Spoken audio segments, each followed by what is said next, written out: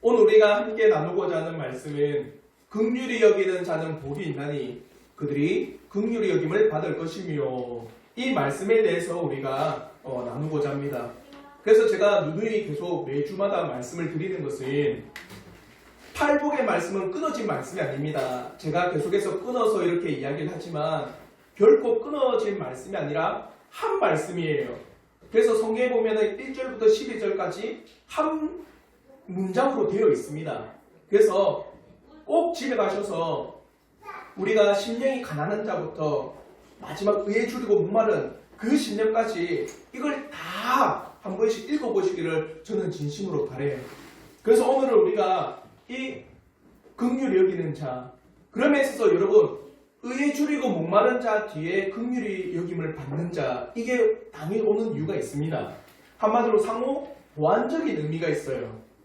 우리가 지난주에 나눴던 의에 줄이고 목마른 자에 대해서 나눌 때 어찌 보면 의에 줄인다, 그것은 바로 하나님의 공의에 대해서 갈망하는 자입니다. 하나님의 정의에 대해서 정말 진심으로 희망하는 자예요. 이 땅에 죄악스러운 상황과 제약된 환경 가운데서 공의는 어디 갔습니까? 정의는 사라졌습니까? 그러면 모든 신자들은 하나님의 정의와 하나님의 공의를 갈망할 수밖에 없다는 거예요. 근데 문제가 있습니다. 이렇게 하나님의 정의와 하나님의 공의에 대해서 갈망할 때 오는 문제가 뭐냐면 사람들을 판단한다는 거예요. 이해가 되십니까? 이게 바리새인들의 모습이었습니다. 바리새인들은요, 자신의 나라가 멸망한 이유를 어디에 뒀느냐? 우리나라가 멸망한 거는 하나님의 백성인 우리가 말씀을 지키지 않아서 그렇다. 그러니 나라가 멸망한 이 형국 가운데서 우리나라가 다시 한번 재건될 수 있는 이유는 하나님의 말씀을 어떻게 잘 지키자, 이거예요. 말씀을 안 지켜서 멸망당했으니까 말씀을 잘 지켜서 우리나라가 다시 한번 하나님의 선민으로, 하나님의 위대한 왕국으로 세움을 받을 수 있다는 겁니다. 그러니 바리새인들은요, 하나님의 말씀에 엄격했어요. 하나님의 율법에 대해서 정말 철저하게 그들은 딱 판단을 대고 사람들을 평가했습니다. 그래서 하나님의 율법에서 벗어난 저 사람은 죄인이고, 저 사람은 우리가 관계해서는 안 되는 사람이고, 저 사람은 결코 우리가 접촉해서는 안 되는, 인도에서 말하면 불가촉 천민? 한마디로 접촉해서는 안 되는 그런 사람이다, 그렇게 여긴 거예요. 그러니까 주님께서 바리새인의 그 잔치에, 집안에 식사 초대를 받았을 때 이런 말을 합니다. 누가복음 7장 39절의 말씀입니다.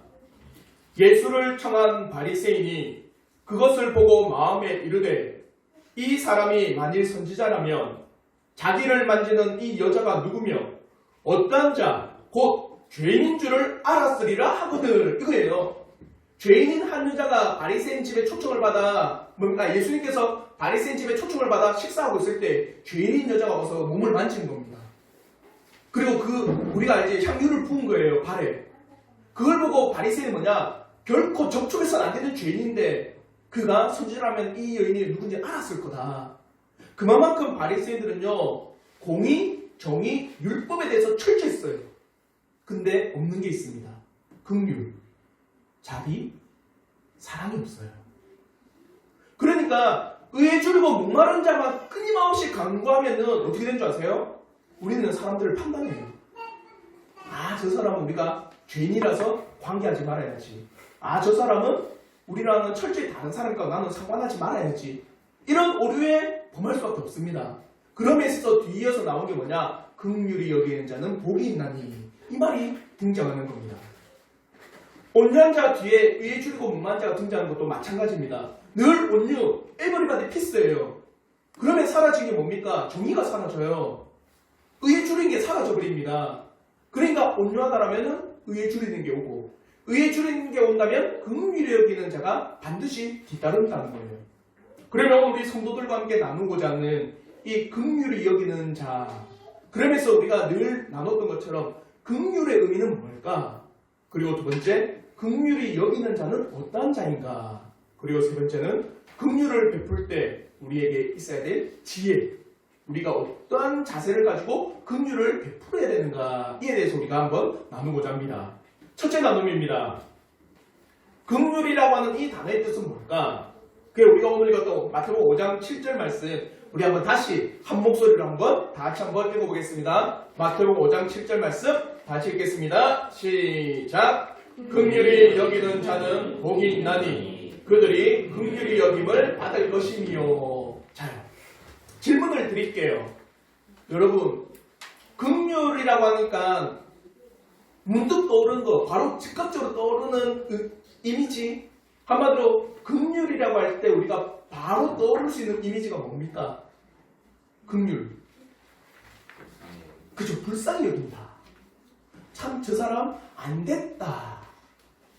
참 저 사람 가렵다.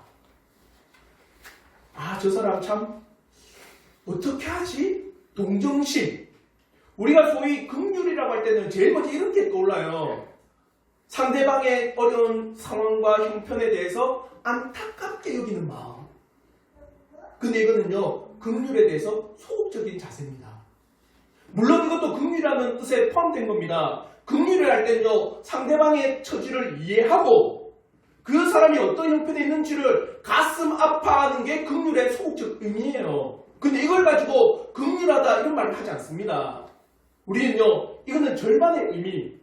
그러면 더욱더 적극적으로 의미가 있어요. 긍휼의 의미는 뭐냐? 그가 처한 상황을 가슴 아파할 뿐만 아니라 내가 힘 닿는 대로 그를 도와주는 거예요.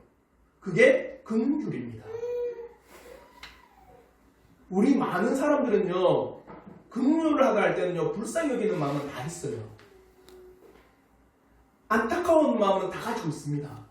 근데 적극적 의미, 내가 할 수 있는 한 그 사람을 도와준다는 의미는 다 잊어버려요. 불쌍히 여길 뿐만 아니라 어떻게 하면 상대방이 처한 상황 가운데 내가 선을 베풀 수 있을까? 선을 베푸는 행위까지 긍휼입니다. 이에 대해서 야고보서 2장 14절부터 17절 믿음에 대해서 한 말씀과 똑같아요. 야고보서 2장 14절부터 17절에 이렇게 말씀합니다.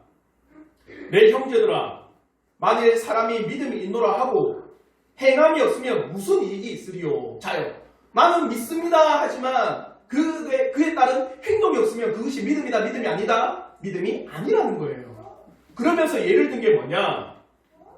만일 형제나 자매가 헐벗고 일용할 양식이 없는데, 자요, 형제가 궁핍한 상황에 처했습니다. 근데 뭐라느냐?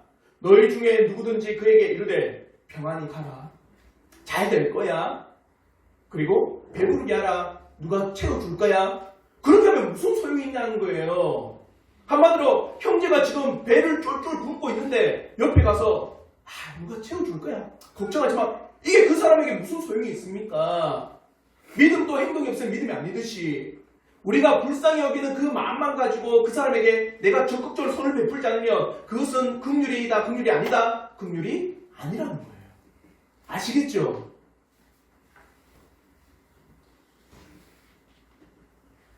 적극적인 행동까지 포함된 게 긍휼입니다. 그래서 한자를 통해서도 이건 잘 말하고 있어요. 불쌍히 여길 긍자와 구휼할 율자예요. 사과도 마찬가지입니다. 나의 과오를 돌이키는 것, 회복하는 게 사과라는 의미예요. 긍휼도 내가 저를 불쌍히 여김과 더불어서 저에게 내가 어떻게 구휼, 저의 형편을 내가 선을 행할 수 있을까? 한자뿐만 아닙니다. 헬라어와 히브리어를 보면 똑같아요. 헬라어로 보면 엘레이온, 근데 이건요 히브리어 헤세드에서 온 거예요. 헤세드 많이 들어보셨죠? 헤세드 안 들어봤으면 오늘 들었어. 헤세드가 뭐냐면 이거예요. 내가 불쌍히 여길 뿐만 아니라 그런 감정을 가질 뿐만 아니라 상대방의 어려움을 타개하기 위해서, 한마디로 상대방의 어려움을 뭡니까? 벗어나게 하기 위해서 실제적으로 행동을 취하는 게 헤세드라는 단어예요.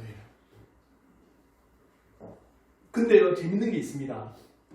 이 헤세드가 사람에게 나온 단어가 아니에요. 하나님으로부터 나온 단어가 헤세드라는 단어입니다. 이겁니다. 하나님은 사람들의 지금 형편을 기뻐할까요? 슬퍼할까요? 다른 말로 해서 온 세상이 죄로 가득 찬 이 현실을 보고 하나님께서는 매우 기뻐할까요? 매우 슬퍼할까요? 매우 슬퍼합니다. 하나님은요, 온 땅의 죄악된 환경을 보시고는 기뻐하지 않습니다. 하나님이 기뻐하시는 건요, 한 죄인이 회개하여 돌이키는 걸 제일 기뻐하세요. 근데 재밌는 거 있습니다. 하나님이 그렇게 슬퍼할 뿐만 아니라 그 죄를 어떻게 해요? 회복시킬 수 있는 능력이 있을까요? 없을까요? 있어요. 그러니까 하나님께서는 슬퍼할 뿐만 아니라 그를 그 죄에서 건져주신다. 그게 헤세드예요. 아시겠죠? 진실로 긍휼이라고 하는 이 단어는요, 이것 자체가 하나님의 크신 사랑을 표현한 단어입니다. 그를 불쌍히 여길 뿐만 아니라 그가 처한 형편을 어떻게 하면 벗어나게 할 수 있을까?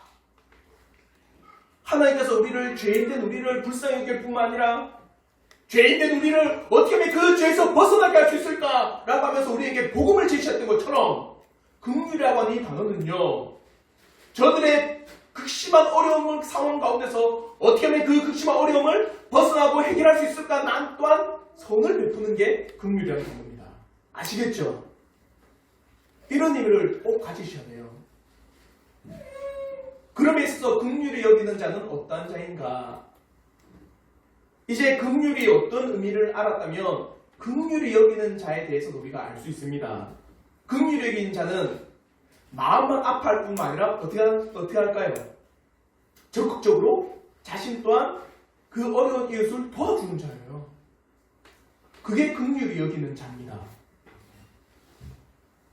예수 그리스도께서 죄인인 우리를 용서하신 그 긍휼하심을 기초로 해서 타인의 실수와 잘못에 대해서 불쌍히 여길 뿐만 아니라 그가 어려움에 처해 있을 때 적극적으로 도움의 손길을 내밀어서 도와주는 자예요. 그러면 우리들이 질문할 수 있습니다. 우리가 긍휼을 베풀어야 될 대상은 누구인가? 자, 긍휼을 베푸는 자라고 하는 것, 긍휼히 여기는 자라고 하는 것은 이제 다 아시겠죠? 마음의 그 상대방의 그 형편과 상황을 가슴 아파하고 내가 할 수 있는 한 그 사람에게 선을 베풀며 행동하는 게 긍휼히 여기는 자다. 그러면 우리는 어떤 사람에게 선을 베풀어야 되는가? 누구에게 나는 긍휼을 베풀어야 되는가? 어떠한 자에게 나는 불쌍히 여김과 더불어서 어떠한 자에게 나는 이런 불쌍히 여김의 선을 베풀 수 있는가? 오늘 본문에서는요, 한번 마태복음 5장 7절 한번 보십시오. 긍휼히 여기는 자는 복이 있나니 그들이 긍휼히 여김을 받을 것이며. 대상 있습니까? 대상 없어요. 모든 대상입니다. 모든 대상에게 어떠한 상황에서도 긍휼을 베풀어야 함을 우리에게 말씀하고 있는 겁니다. 그리고 언제까지 긍휼을 베풀어야 하는지도 기한이 없습니다. 왜냐하면 우리가 그렇게 긍휼함을 입었기 때문입니다. 그러면 우리가 매우 잘 알고 있는 신약의 말씀 가운데 선한 사마리아인의 이야기 다들 아시죠? 이거는 교회를 안 다니는 사람들도 압니다. 우리나라 법에도 있어요. 이건요. 우리나라 법에도요, 진짜로 선한 사마리아인 법이 있어요.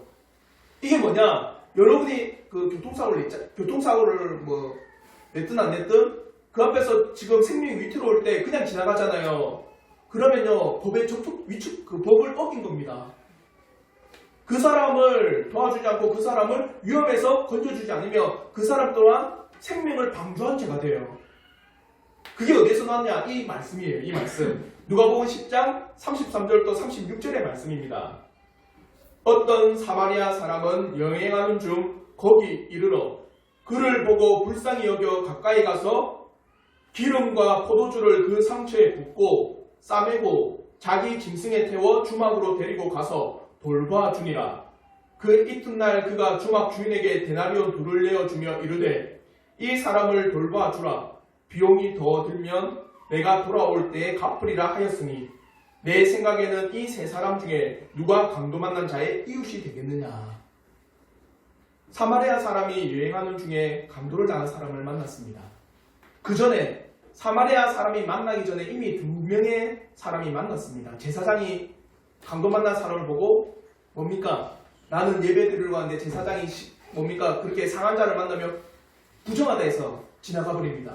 레위, 난 예배 드리고 왔는데 이 사람을 돕고 이 사람을 뭡니까? 구휼을 하기 위해서는 자기 시간을 써야 되잖아요. 맞죠? 그러니까 예배 드리고 하니까 합당하지 않고 지나가 버립니다. 그리고 만난 사람이 사마리아 사람이에요.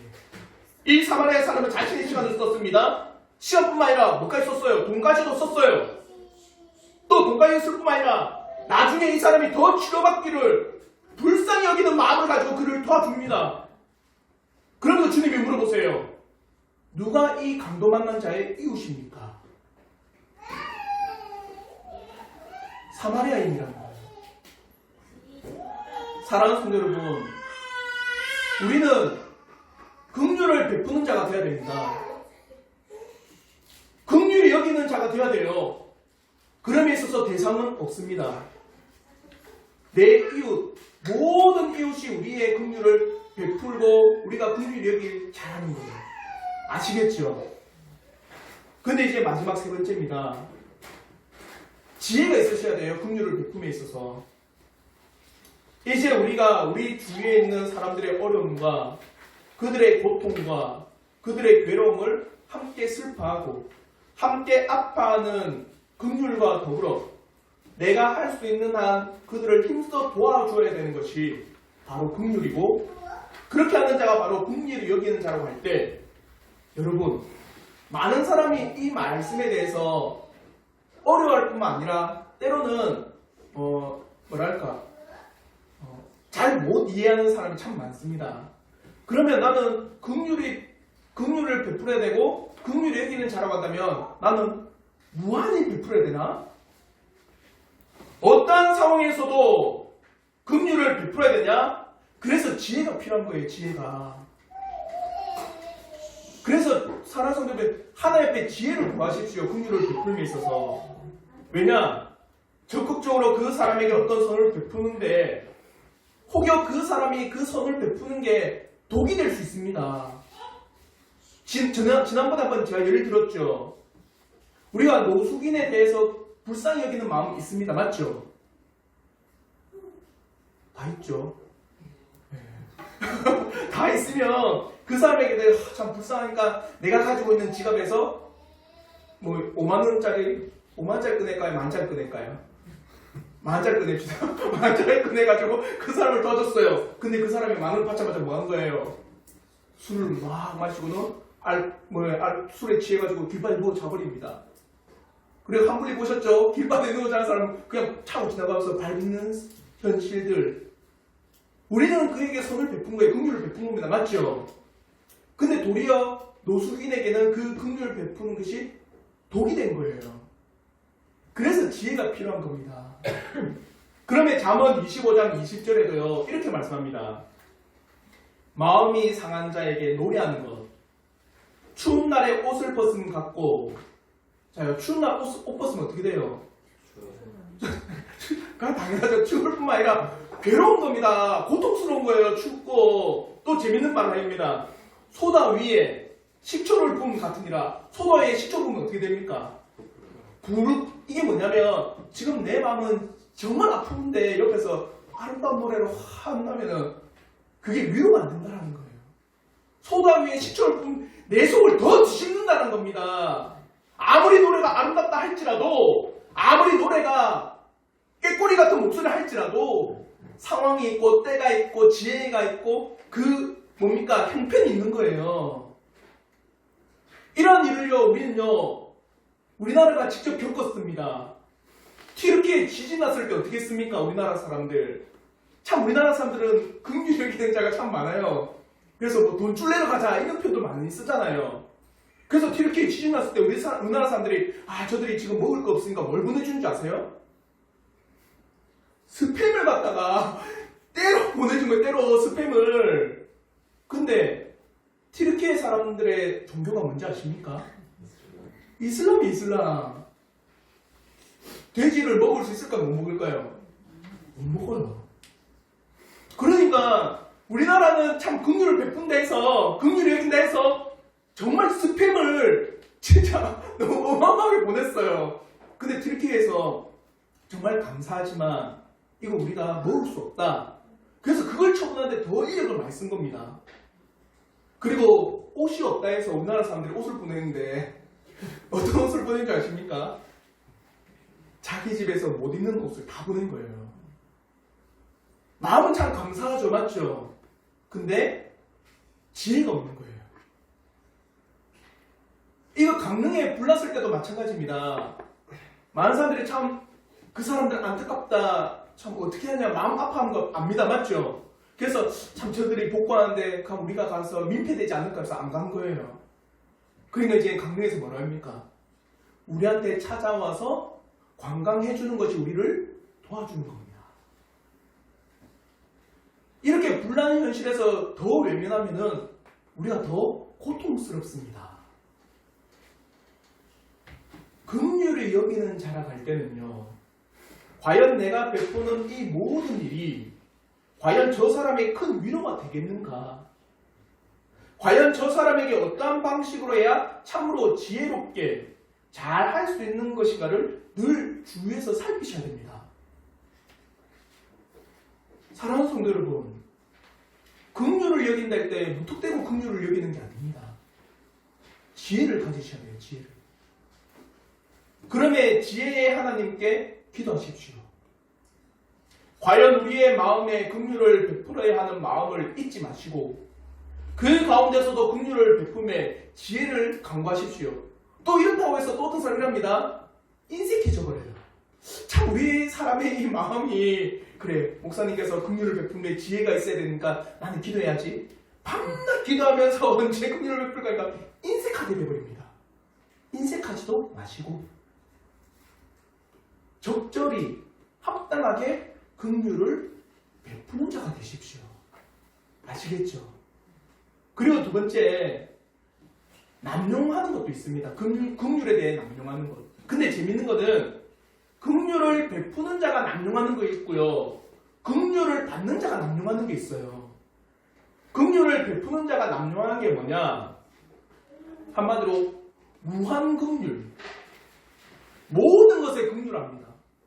예를 들어서 목사님께서 예수님께서 긍휼히 여기라고 하셨기 때문에 유괴 살인자, 사형받은 자도 나는 긍휼히 여겨야 돼. 용서해. 이게 맞을까요? 내 것을 도둑질했는데 괜찮아. 나를 때리는데도 괜찮아. 나에게 온갖 나쁜 짓을 다 해도 괜찮아. 주님께서 긍휼히 여기라고 하셨기 때문에 나는 긍휼히 여겨. 그러면 우리가 지난주에 나눴던 말씀을 어긴 겁니다. 의에 줄이고 목마른 자. 죄는 미워하셔야 돼요. 아시겠죠? 이게 긍휼히 여기는 자가 가지는 남용입니다. 죄는 반드시 싫어하셔야 됩니다. 죄는 반드시 여러분 경멸하셔야 돼요. 죄는 반드시 여러분 극도로 싫어하셔야 됩니다. 그러나 사람에 대해서는 어떻게 해요? 싫어하면은 안 됩니다. 오늘날 예를 들어서 동성애는 극도로 싫어하셔야 됩니다. 동성애는 정말 저주받을 일이라는 것을 기억하셔야 돼요.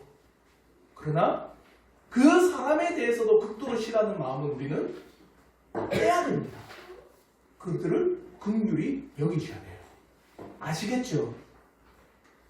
그러면 잠언 13장 24절에도 이렇게 이야기합니다. 매를 아끼는 자는 그의 자식을 미워함이라.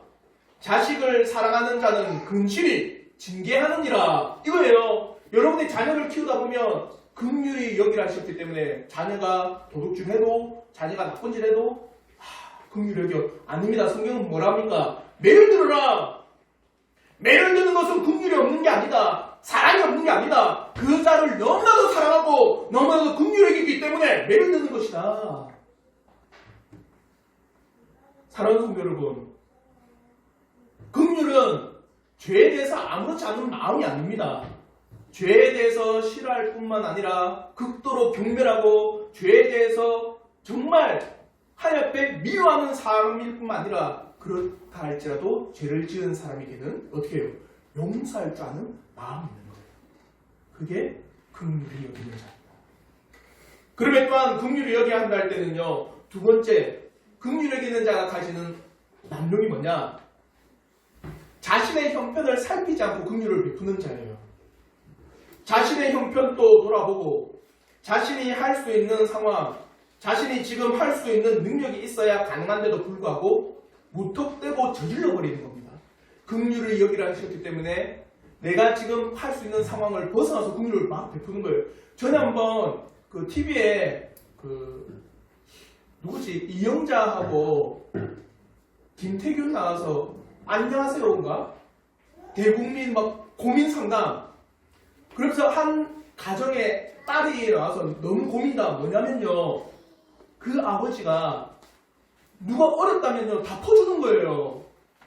그래서 집에 TV도 없고 냉장고도 없고 월급 받고 다 퍼주니까 자기들은요. 계속 빚내는 겁니다. 이게 맞을까요?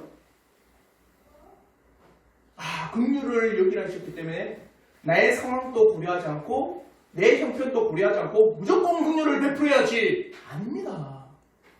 이거는 지혜롭지 못한 거고 긍휼을 남용하는 거예요. 그러면서 누가복음 14장 28절부터 30절에 이렇게 말씀합니다. 우리 한번 누가복음 14장 28절부터 30절 말씀 우리 한번 다 같이 한번 읽어보겠습니다. 같이 읽겠습니다. 시작. 너희 중에 누가 망대를 세우고자 할진대 자기의 가진 것이 준공하기까지에 족할는지 먼저 한 자 그 비용을 계산하지 아니하겠느냐. 그렇게 아니하여 그 기초만 쌓고 능히 이루지 못하면 보는 자가 다 비웃어 이르되 이 사람이 공사를 시작하고 능히 이루지 못했다 하리라. 이거예요. 누가 건물을 짓는데 이 건물을 짓는데 어느 정도 비용이 들지 계산하지 않겠느냐. 그리고 나서 계산 안 하고 건물을 짓다가 도중에 뼈대만 세우고 망해버리면 그 사람을 지혜 있다 하겠느냐 어리석다 하겠느냐. 뭐라 할까요? 어리석다 합니다. 한마디로 우리가 긍휼을 베풀어야 되네. 긍휼을 여겨야 돼. 그 말씀을 듣고 그래 나의 모든 이웃에 난 다 긍휼을 베풀어야지. 근데 자신의 형편과 자신의 상황을 고려하지 않고 모든 것을 다 긍휼을 베풀다가 자신이 큰 어려움에 처해버렸어요. 그걸 보고 사람들이 참 대단하다 할까요? 왜 자신을 안 돌보고 저렇게 하지? 뭐라 할까요? 사랑하는 성도 여러분, 긍휼을 베풀며 있어서 지혜롭게, 그와 더불어 긍휼을 베풀며 있어서 남용하지 않게, 모든 것을 다 용서하십니다. 아니요.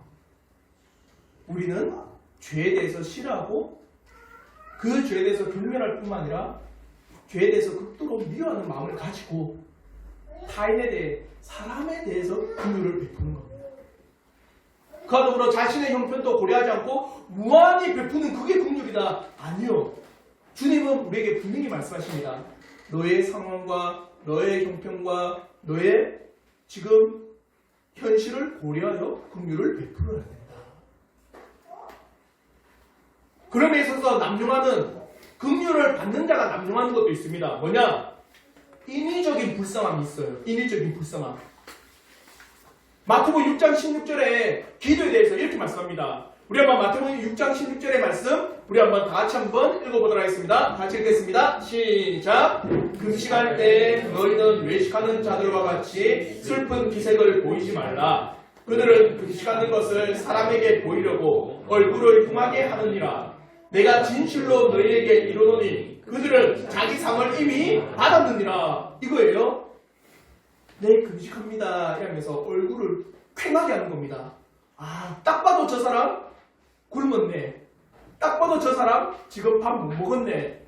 근데 금식하며 기도하고 있는 걸 표를 내는 거예요. 사랑하는 성도 여러분, 긍휼을 받는 자가요, 인위적인 불쌍함을 나타내는 사람이 있습니다. 사람을 봐가며 저 사람은 이렇게 하면은 베푸는 사람이야. 그럼 인위적으로 그걸 말해요. 제가 그걸 정말 많이 경험했습니다. 그럼 그 사람은요, 긍휼을 베푸는 자는요, 그 긍휼의 마음 때문에 자신을 돌아보지 않고 베풀어요. 이걸 이용하는 사람들이 있습니다. 긍휼을 받는 자는요, 결코 인위적인 불쌍함을 가지는 게 아닙니다. 상대방이 남용하는 것. 그래서 그 상대방을 보고 긍휼을 여길 수 있도록 만드는 행동. 그건 결코 우리는요, 사양해야 되는 일이에요. 가더러 상대방이 남용하는 게 있습니다. 함부로 행동하는 겁니다. 특히 우리나라 사람들 많은 경우가 있습니다. 강한 사람에게 우리나라 사람들은 어떻게 합니까? 약해집니다. 약한 자에게는요, 강합니다. 강약, 약강. 그래서 저 사람이 뭔가 부드럽고 온유하면요, 함부로 해요, 사람들이. 긍휼을 여기는 자에게도 마찬가지입니다.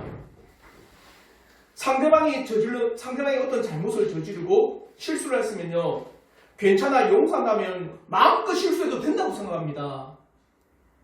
아무렇게 행동해도 괜찮다라고 여겨요. 이게 남용입니다. 그러면 디모데전서 6장 2절에는요, 이렇게 말씀합니다.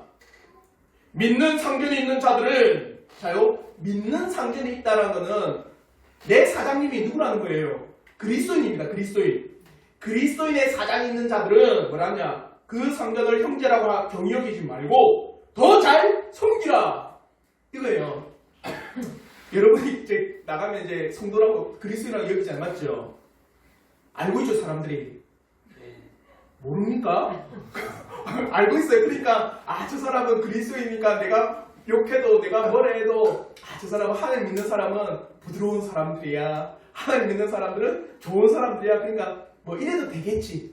그 말이에요, 이거. 내 상전이 그리스도인에서 너희는 경히 여기지 마라. 그런 사람일수록 더 잘 섬겨라. 우리는요, 상대방이 긍휼이 많은 사람이랄 때는요, 더더욱 존중하셔야 됩니다. 상대방이 배려하고 순종하는 모습을 보일 때는요, 더더욱 그 사람에게 잘 대해주셔야 돼요. 뭔가 부풀러낸 것 같지 않습니까? 목소리 크고 막 성격 강하면요, 예, 알겠습니다라고. 뭔가 부드럽고 뭔가 그 상대방에 대해서 예의 바르게 하면요, 함부로 대해도 된다고 생각합니다. 이게 남용이에요, 남용. 사랑하는 성도 여러분, 진실로 긍휼히 여기는 자가 되기를 바랍니다. 그러나 그렇게 긍휼을 베풀 때라도 지혜 있게 베푸시기를 바랍니다. 그리고 긍휼을 남용하여 자신의 형편도 돌보지 않고 그저 무한 긍휼이라고 하는 자세는 버리시기를 바랍니다. 그리고 긍휼히 여김을 받는 자도, 즉 긍휼히 여김을 받을 때도 인위적인 긍휼함으로 사람을 봐가면서 하지 마십시오. 하나님께 여러분을 드러내십시오. 하나님 앞에 기도하시고 하나님 앞에 자신의 형편을 아리시고 하나님의 도우심을 바라보십시오. 이런 자세가 있기를 저는 진심으로 바랍니다. 이제 이 말씀을 통해서 우리가 교훈을 얻고자 합니다. 한 가지 교훈입니다. 긍휼을 베푸시는 자가 되십시오. 단순히 불쌍히 여길 뿐만이 아닙니다. 우리가 힘써 할 수 있는 한 행동 또한 포함되기를 바랍니다. 그러면 어떤 분들은 이렇게 질문할 수 있습니다. 왜 우리가 긍휼을 베풀어야 합니까? 예를 들어서 자요, 여러분이 한 달간 정말 땀을 뻘뻘 흘려가면서 일을 한 결과가 있습니다. 맨 마지막 날입니까? 여러분 뭘 받습니까? 월급 받잖아요. 그러면 여러분 땀을 뻘뻘 흘려가면서 받았던 그 월급을 다른 사람에게 긍휼을 베푸는 게 쉬울까요? 어려울까요? 어렵습니다. 왜냐? 왜 내가 땀 흘려서 번 것을 가지고 다른 사람에게 베풀어야 됩니까? 이 마음이 있거든요. 마찬가지예요. 긍휼히 여겨라 라고 할 때는요, 긍휼을 베풀어라 할 때는요, 왜 내가 긍휼을 베풀어야 됩니까? 라는 마음이 있어요. 그러면 오늘 우리가 나눴던 긍휼히 여기는 자는 뭘 받는다? 긍휼히 여김을 받을 것이며, 이 말을요 여러분 잘 이해하셔야 돼요. 이겁니다. 그러면 내가 긍휼히 여기면 하나님께서 나도 긍휼히 여겨주시겠네? 이 말일까요? 아닙니다. 주기도문에도 이 말이 있습니다. 나에게 죄 지은 자를 사하여 줄 것 같이 내 죄를 사하여 주옵시고. 그러면 내가 다른 사람의 죄를 사해주면 하나님께서 내 죄를 사해준다 이 말일까요? 아닙니다. 하나님께서 너를 용서해 주셨다면 너 또한 용서하는 자가 되라 이 말입니다. 하나님께서 너를 긍휼히 여겨주셨다면 너 또한 긍휼히 여겨야 된다. 왜 우리가 긍휼히 여겨야 됩니까? 하나님께서 너를 긍휼히 여겨주지 않았냐? 하나님께서 죄인된 너희들을 살리지 않았냐? 하나님께서 너희를 용서해 주시고 하나님의 자녀로 삼아 주시지 않았냐? 그러니 너희 또한 긍휼을 베푸는 자가 되어야 된다. 아시겠죠? 그러면 마태복음 18장 32절부터 33절에 만 데나리온 빚진 자 이와 똑같은 겁니다. 우리 한번 마태복음 18장 32절부터 33절 말씀 우리 한번 다 같이 한번 읽어보겠습니다. 시작. 이에 주인이 저를 불러다가 말하되 악한 종아 내가 빌기에 내가 내 빚을 전부 탕감하여 주었거늘 내가 너희를 불쌍히 여김과 같이 너도 내 동관을 불쌍히 여김이 마땅하지 아니하냐 하고 이거예요. 불쌍히 여겼지 않았냐? 그럼 너도 불쌍히 여겨라. 이 말이 오늘 우리가 나눴던 긍휼히 여기는 자는 긍휼히 여김을 받을 것이며 이 말이에요. 어느 누구에든지 우리가 주님께 용서함을 받았다고 하고 심령이 가난하고 죄로 애통한 우리를 용서하신 주님을 경험하고 깨닫고 진정 거듭난 신자라고 한다면 우리 또한 타인의 죄악에 대한 용서함과 불쌍히 여김과 긍휼히 여김이 있어야 하는 것입니다. 그가 어떠한 사람이든지 상관이 없습니다. 그 사람이 내 상관이든 아니면 내 아래의 사람이든 상관이 없습니다. 나이가 많든 나이가 적든 상관이 없습니다. 그가 남자이든 여자이든 상관이 없습니다. 우리가 이웃에 대해서 긍휼히 여기는 자가 되어야 된다는 것은 우리가 긍휼히 여김을 받았기 때문입니다. 긍휼히 여김을 받은 자라고 한다면 당연히 우리가 이웃에 대해서 긍휼히 여길 줄 아는 자라고 하는 것입니다. 다른 말로 하면 내가 이웃에 대해서 긍휼이 없다고 하는 것은 내가 주님께 긍휼을 받은 자다, 못 받은 자다? 못 받은 자다.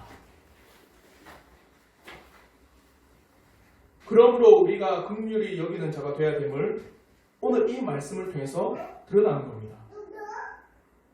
내가 지금 긍휼을 베푸는 것을 통해서 증명되고 있습니다. 사랑하는 성도 여러분, 여러분 긍휼을 받으셨습니까? 그러면 긍휼을 베푸는 자가 되십시오. 특히 우리 형제, 자매에 대해서 우리 가족에 대해서는 더더욱 그래야 됩니다. 생각해 보십시오. 내 가족이 아픈데 나 몰라라. 가족입니까? 특별히 오늘날 우리나라 많은 사람들이 자신의 가족에 대해서는 함부로 해도 된다고 생각하는 사람들이 많아요. 저 사람은 저렇게 해도 별말 안 하니까. 내 가족이니까. 저는 내 가족이니까 더 세심해야 된다고 생각합니다. 그러면 이 자리에 있는 우리 형제 자매들은 가족입니다. 맞죠? 그럼 우리는 더 세심하게 우리 성도를 살피고 돌보고 긍휼히 베풀어야 돼요.